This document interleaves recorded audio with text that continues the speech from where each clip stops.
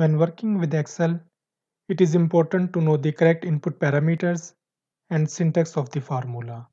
If you know the syntax and the input parameters, you can use the formula directly in the formula bar or in the cell.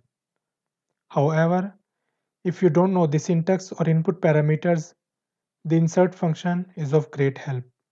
To access the insert function dialog box, click on this FX button on the left of the formula bar. Here, you can search for the function you want to use. Let's use the sort function to sort the list of the names alphabetically. In this function argument dialog box, we can see all the required arguments. The argument in bold are mandatory and the function will throw an error without these entries. The other arguments take the default values if you don't enter anything. Also, if you click on an argument, you can find its explanation down here. For the sort function, you need 4 arguments. The first one is mandatory and the rest you can leave blank. In that case, Excel will use default values for these arguments. Let's see what these arguments are. Number 1, array. As you can see in explanation, here you need to select the data that you want to sort. Next is sort index.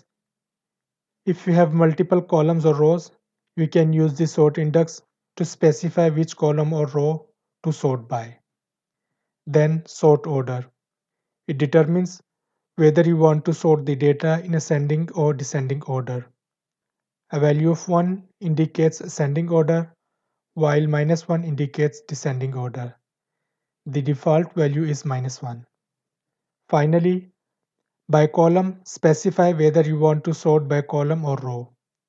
If you want to sort by column, enter true. If you want to sort by row, enter false. If you don't specify anything, true will be used as default value. After entering the required argument, hit enter. The formula will work without any syntax error.